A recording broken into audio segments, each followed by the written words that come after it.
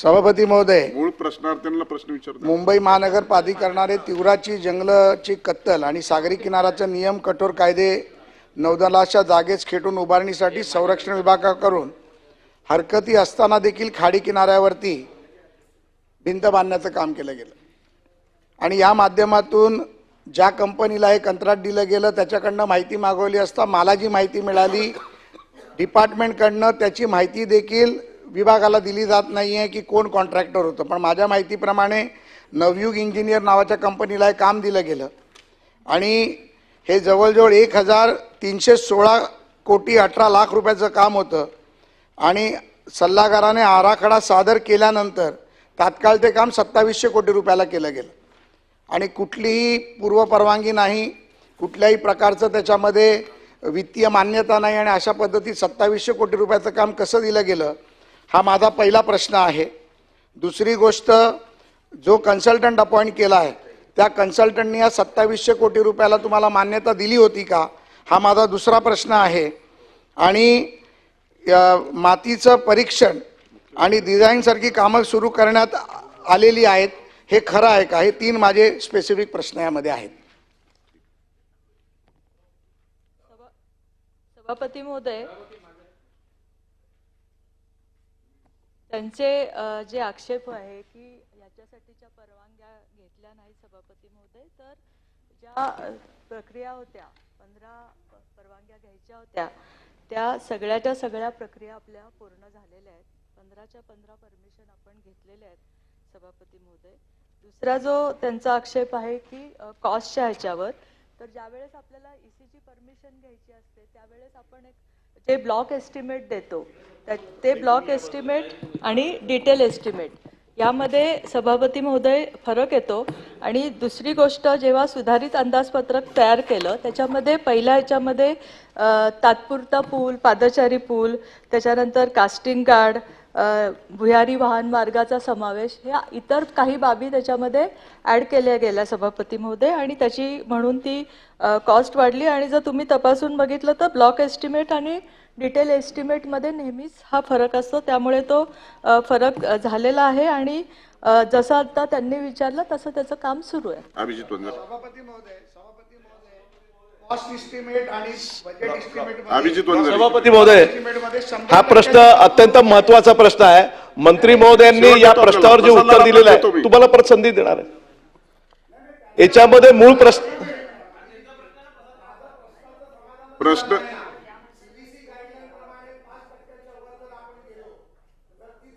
CBC guideline, मग 100% जेव्हा estimate बदलतं तेव्हा सीबीसी गाईडलाईनचं पालन झालं का, त्याच्यामध्ये प्रशासकीय मान्यता वित्तीय विभागाची घेतली का, ह्या सगळे प्रश्न येतात, त्याचं उत्तर नाही दिलं गेलं। मंत्री महोदय, ब्लॉक एस्टिमेट आला आणि 100% वाढलंय, कसं वाढलं? सभापती महोदय, जेव्हा आपण ब्लॉक एस्टिमेट देतो हे फक्त ज्या परवानग्या घ्यायला लागतात आपल्याला त्या परवानग्यांसाठी ते ब्लॉक एस्टिमेट केलेलं असतं। त्याच्यानंतर ज्या वेळेस आपण पूर्ण एस्टिमेट देतो त्या डिटेल एस्टिमेटमध्ये जास्तीचा फरक का दिसतोय, जसं मी तुम्हाला सांगितलं की बऱ्याचशा बाबी त्याच्यामध्ये नंतर ॲड केलेल्या आहेत, म्हणजे कास्टिंग गार्ड वगैरे, म्हणजे जी कामं पण ॲड केलेली आहेत त्याच्यामध्ये। जीएसटीचं पण 18%वर गेलेलं आहे, त्याच्यामध्ये ह्या सगळ्या गोष्टी अंतर्भूत झाल्यामुळे त्याची कॉस्ट वाढलेली आहे सभापती महोदय। दुसरा काय प्रश्न विचारला त्यांनी? हा 5% वाढ असायला पाहिजे, तिथे 100% झाली। आणि मंत्री महोदय, आपण जे म्हणताय की त्याच्यामध्ये आम्ही ऍडिशनल कामं टाकली, तर ऍडिशनल कामं टाकण्याची प्रोव्हिजन अशी कुठल्या टेंडरमध्ये नसते, त्याच्या सगळी वेगळी परवानगी घ्यावी लागते किंवा त्याचं वेगळं टेंडर करायला पाहिजे होतं। 100% वाढ मान्यच नाही आहे, ही कुठल्याही देशामध्ये कुठल्याही राज्यात मान्य नाही आणि केंद्र सरकारमध्ये पण मान्य नाही। जेव्हा मी सांगितलं की पर्यावरणाच्या ज्या परमिशन आपण घेतो त्यावेळचं एस्टिमेट हे ढोबळमानानेच तयार केलेलं असतं, जे परवानग्यासाठी आवश्यक होतं त्यावेळेस ते तयार केलं। त्याच्यामध्ये ज्यावेळेस आपण सुधारित जेव्हा सगळं एस्टिमेट केलं, डिटेलिंग जेव्हा केलं, त्या डिटेलिंगमध्ये ह्या कामासाठीच लागणाऱ्या गोष्टी ॲड केलेल्या आहेत, दुसऱ्या कुठल्या गोष्टी त्याच्यामध्ये ॲड केलेल्या नाही आहेत की ढोबळमानाने हे या कामासाठी लागणारे। समजा जर तुम्ही बघितलं की पूल तात्पुरता गरजेचा आहे, कास्टिंग यार्ड गरजेचं आहे, पाचचारी पूल गरजेचं आहे. ह्या ज्या गरजेच्या लागणाऱ्या गोष्टीच त्याच्यामध्ये ॲड करून ते नंतरचं एस्टिमेट झालेलं आहे. आणि त्यांचं जे म्हणणं होतं की मी तुम्हाला आधीच सांगितलं की परवानग्याच्या बाबतीमध्ये ह्याच्यामध्ये 2 परवानग्या होत्या, ज्या 15 परवानग्या आणि वन खात्याची जागेची पण जी परवानगी, त्या सगळ्या परवानग्या आपल्याला मिळालेल्या आहेत. आणि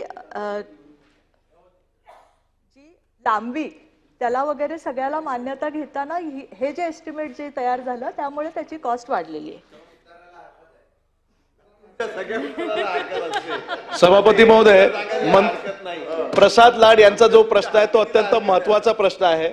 वेगळ्या पद्धतीची पूर्ण कारभार या संपूर्ण निविदा प्रक्रियेमध्ये झाल्याचं दिसून येत आहे. ढोबळ मानाने 1316 कोटी रुपयाचं त्या ठिकाणी एस्टिमेट तयार केलं. सुरुवातीला जी प्रशासकीय मान्यता आणि तांत्रिक मान्यता या संदर्भामध्ये घेण्यात आली, आमचा स्पेसिफिक प्रश्न तोच आहे. प्रसाद लाड यांनी सुद्धा उपप्रश्नामध्ये तेच विचारलं की सुधारित प्रशासकीय मान्यता, सुधारित तांत्रिक मान्यता आणि वित्त विभागाची मान्यता आपण कुठल्या तारखेला या निविदा संदर्भामध्ये घेतली, हे उत्तर आम्हाला अपेक्षित आहे. सभापती महोदया, माननीय राज्यमंत्री महोदया, सभापती महोदय, ती जुनी सवय लागली बघा. इथं सभागृहात आल्यानंतर मी ते शब्द महोदया ही मागं घेतो आणि माननीय सभापती महोदय, आमच्या राज्यमंत्री महोदया पूर्णपणे अभ्यास करून ब्रीफिंग घेऊन उत्तर देत आहेत. आता आपण जर तारखा विचारल्या की ब्लॉक इस्टिमेट किती तारखेला झालं, त्याच्यानंतर डिटेल इस्टिमेट किती तारखेला झालं, त्याला तांत्रिक मान्यता किती तारखेला घेतली, त्याला प्रशासकीय मान्यता किती तारखेला घेतली, तर या सगळ्यांच्या तारखा कोणत्या बैठकीमध्ये त्याला मान्यता दिली याची सविस्तर माहिती याची मी 1 मिनिट सांगतो आपल्याला. ऐका, मी पण याचं ब्रीफिंग घेतलेलं आहे लाड साहेब. याच्यामध्ये 2 महत्वाच्या गोष्टी आहेत सन्माननीय सभापती महोदय, की आपल्याला ना हरकत प्रमाणपत्र याच्यामध्ये काही कोस्टल गार्डची घ्यायची होती, नौदलाची घ्यायची होती, सेंट्रल पर्यावरणाची घ्यायची होती आणि त्या परवानग्या घ्यायला वेळ लागतो म्हणून आपण सुरुवातीला ब्लॉक इस्टिमेट केलं. आणि त्या एनओसीज घेण्याकरता, कारण एनओसी ह्या त्या कामाच्या स्कोपला धरून या ठिकाणी सेंट्रल गव्हर्नमेंट आपल्याला देत असते. कोस्ट गार्डच्या ते एनओसी घ्यायला खूप प्रयत्न करावे लागतात आणि म्हणूनसाठी आपण ते ब्लॉक इस्टिमेट दिलं. जेव्हा त्यांच्या एनओसी प्राप्त झाल्या त्यानंतर आपण याचं डिटेल इस्टिमेट केलं की जे करून ज्या बाबी आपल्याला टेंडरमध्ये अंतर्भूत करायच्यात. आणि हे टेंडर सुद्धा जो लोएस्ट आलेला आहे, L1 आलेला आहे, त्यालाच दिलेला आहे. सन्मान्य सदस्यांच्या जर तारखांवरच त्याला तारखा अपेक्षित असतील तर त्या तारखा सभागृहाच्या पटलावर ठेवल्या जातील. यांच्या उत्तरावरच आक्षेप आहे. सर्वप्रथम म्हणजे ब्लॉक इस्टिमेट होतं तेव्हा त्याच्यामध्ये टेंडरचा अंतर्भाव होत नाही, तेव्हा टेंडर करायची काही आवश्यकता नाहीये. 1.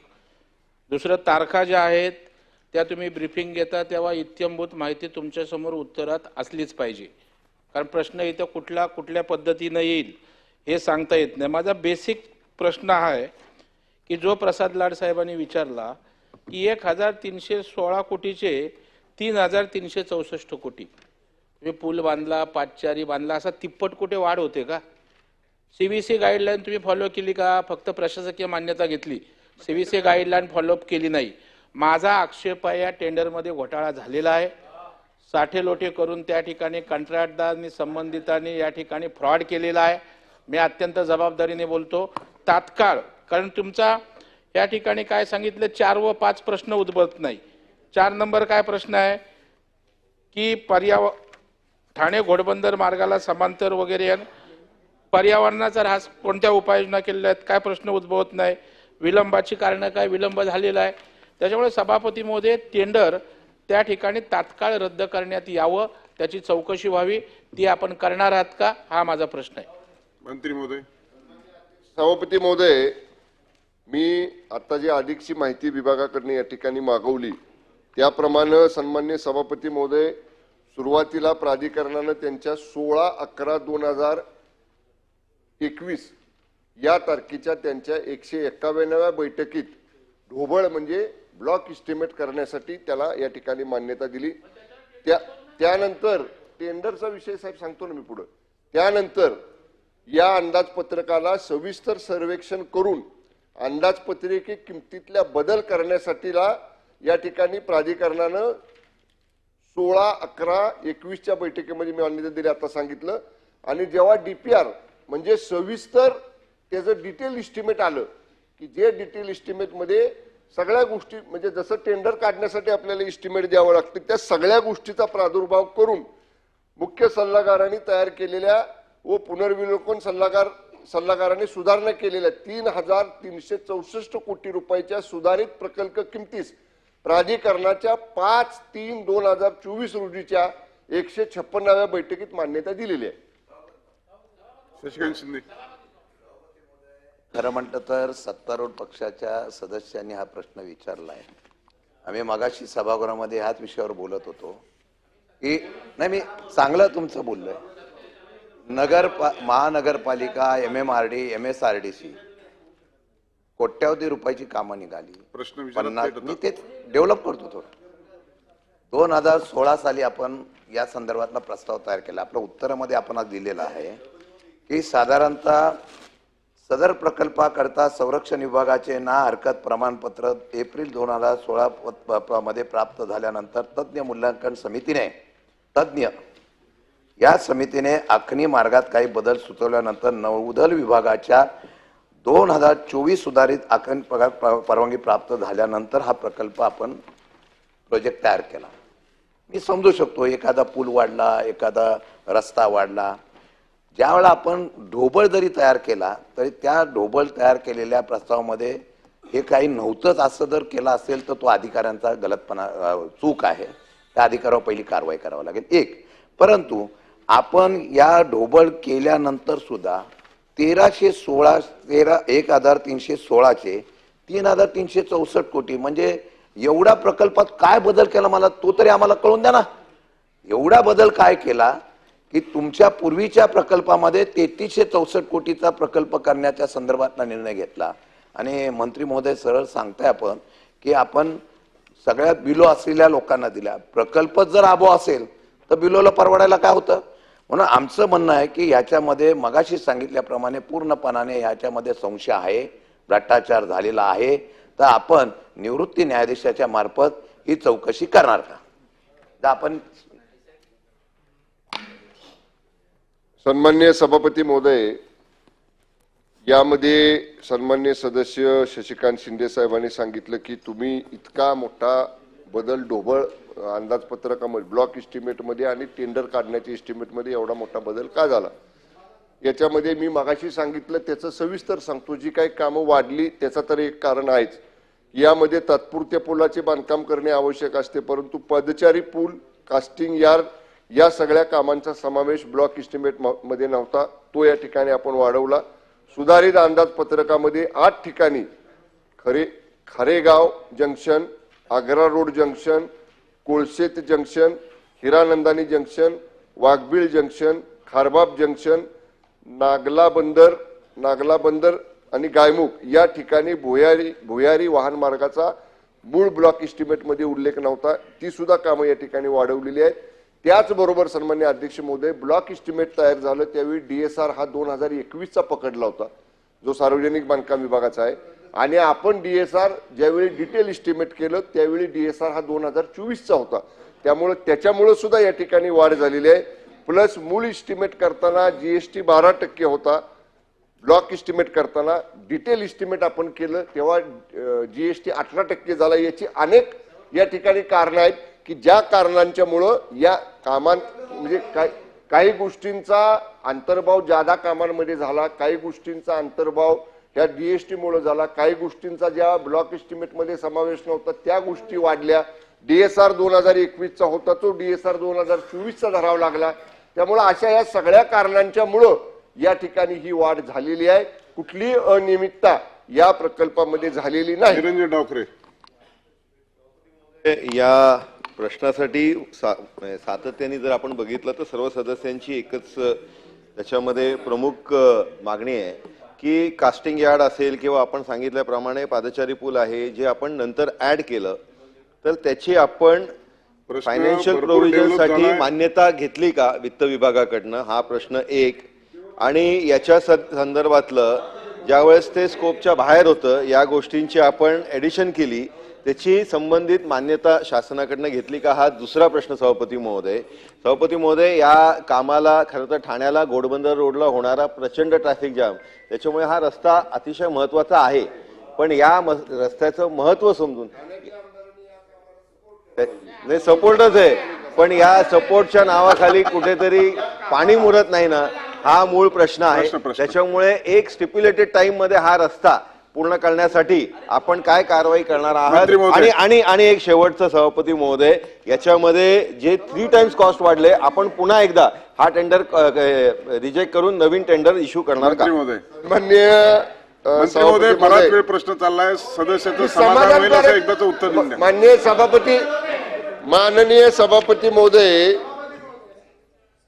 सभापती महोदय, मी सुरुवातीला जसं सांगितलं त्याचं विस्तृत पण मी ऍडिशनल माहिती विभागाकडनं मागवली, तारखा सांगितल्या, वाढ होण्याची 5-6 कारणं सांगितली, वाढलेलं काम सांगितलं. या उपर सुद्धा सन्मान्य सदस्यांचं समाधान होत नाही की ते म्हणतात या सगळ्या आर्थिक आणि प्रशासकीय बाबींना शासकीय राज्य सरकारची मान्यता घेतली का, तर हे सगळे अधिकार हे MMRDA ला आहेत. MMRDA यांच्या कामांमधल्या या वित्तीय बाबींना सरकारची मान्यता घेणं अभिप्रेत नाही किंवा तसं त्याच्यामध्ये तरतूद नाही. MMRDA मी मगाशी म्हटलं तसं ब्लॉक इस्टिमेटला त्यांच्या 151व्या बैठकीत मान्यता दिली आणि डिटेल. त्यामुळं आता या सगळ्या गोष्टी जे काही नियम आहेत त्याचं पालन करून या सगळ्या गोष्टी केलेल्या आहेत. या उपर सुद्धा अधिकची माहिती, तारीख, वार किंवा कुठल्या कारणासाठी वाढ झाली याची माहिती स्वतंत्रपणानं मान्य सभासदांना अवगत केली जाईल. एवढी जर पारदर्शकता जर तुम्हाला दाखवायची असेल तर तुम्ही साधी SITची चौकशी करा ना. सभापती, साधी SITची चौकशी करा. सभापती महोदय, हा जो कॉन्ट्रॅक्टर आहे हा सरकारचा जावई आहे. हा नवयुग, थांबा ना जरा बोलू दे ना. नवयुगेचा जो असलेला जो कॉन्ट्रॅक्टर आहे, अशाच प्रकारे या कॉन्ट्रॅक्टरनी बँक गॅरंटी खोटी दाखवली म्हणून त्याच्यावरती आरोप पण झाला होता. मग अशा लोकांना तुम्ही एक्सक्युलेशनचा फायदा देताय आणि म्हणून जसं सन्मान्य सर्व सदस्य सांगतायत, तुम्ही आता सांगता की MMRDचं आहे की MMRDA का आपल्यावरती आहेत का? तुम्ही शासन आहात, नगरविकास खात्याने लगेच चौकशीचे आदेश द्या ना. म्हणून माझं स्पष्ट म्हणणं आहे की बा या बाबतीतली तुम्ही विजिलन्स असेल किंवा SITच्या माध्यमातून चौकशी करा. दूध का दूध, पाणी का पाणी होऊ दे ना. जर तुम्ही तुमचे हात स्वच्छ असेल, जर या कॉन्ट्रॅक्टरकडनं तुम्ही 10-20% ऍडव्हान्स घेऊन हे काम तुम्ही दिलेलं नसेल तर ह्याची पारदर्शकता रीतीने ही खुलासा होईल ना. पण हे लोकांच्या समोर यायला पाहिजे. म्हणून माझा स्पेसिफिक म्हणणं आहे की सर्व लोकप्रतिनिधी सांगतायत की बा ह्याच्या एक्सक्युलेशन मध्ये कुठेतरी भ्रष्टाचार झालेला आहे, आपण SITची चौकशी करणार आहात का? सन्मान्य सभापती महोदय, एवढी विस्तृत माहिती दिल्यानंतर सुद्धा सर्व नियमांचं, सर्व अटींचं, सर्व तरतुदींचं पालन करूनच या सगळ्या बाबी पूर्ण केलेल्या आहेत. कुठेही या बाबतीतली अनियमितता MMRDA स्तरावर किंवा शासन स्तरावर या ठिकाणी झालेली नाही. तरी देखील सन्मान्य सभासदांच्या समाधान होत नसेल तर त्यांना ज्या मुद्देनिहाय माहिती हवी आहे त्याप्रमाणे स्वतंत्रपणे त्यांना या ठिकाणी माहिती दिली जाईल. SIT स्थापन करण्याची आवश्यकता नाही. प्रश्न क्रमांक 3, 260. प्रश्न क्रमांक 260.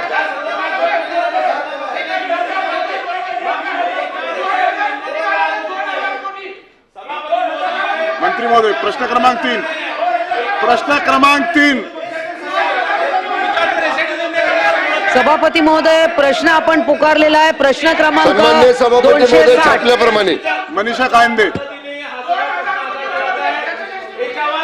सभापती महोदय, SRAचा विषय आहे आणि SRA प्रकल्प अनेक ठिकाणी मुंबई शहरामध्ये रखडलेले आहेत. या प्रश्नामध्ये 2 विषय मी नमूद केलेले आहे. एक, श्रीनिवास डेव्हलपर बोरबाद सहकारी गृहनिर्माण झोपडपट्टी पुनर्विकास हा 11 जून 2004 मध्ये झोपडपट्टी पुनर्विकास प्राधिकरणाकडे गेलेला आहे. चर्चा झाली प्रश्नोत्तर तासात. दुसरे डेव्हलपर जे आहे ते Vikas Shri CJ housing infra private limited यांच्या विरुद्ध झोपडपट्टी प्राधिकरणामार्फत कांदिवली पोलीस ठाणे येथे प्रथम खबर ही गुन्हा नोंद झालेला आहे. या 2 माझा प्रश्न पुकारला तुम्ही, सभापतींनी माझा प्रश्न पुकारलेला आहे म्हणून मी बोलते. सभापतींनी माझा प्रश्न पुकारलेला आहे. आपण जरा जागेवर बसा. सभापतींनी माझा प्रश्न पुकारलेला आहे, त्याबद्दल मी बोलत आहे. सभापती महोदय, माझे 2 प्रश्न याच्यामध्ये आहे की या दोन्ही डेव्हलपर्सला आपण ब्लॅकलिस्ट करणार का?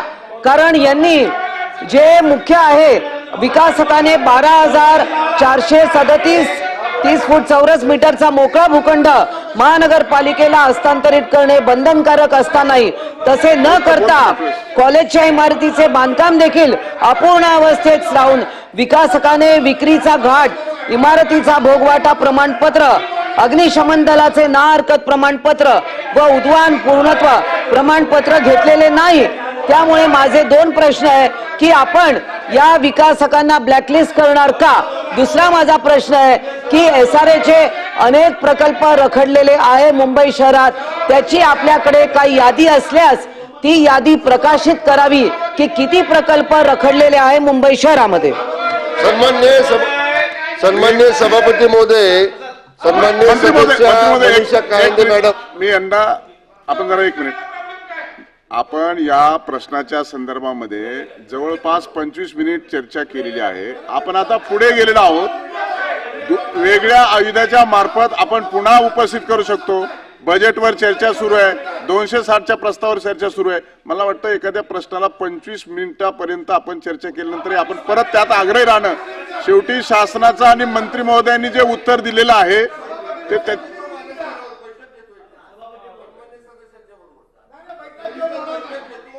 आता बैठक घ्यायचं त्यांनी मान्य केलेलं आहे. माझ्या दालनात अधिवेशन संपण्यापूर्वी बैठक घ्या महोदय.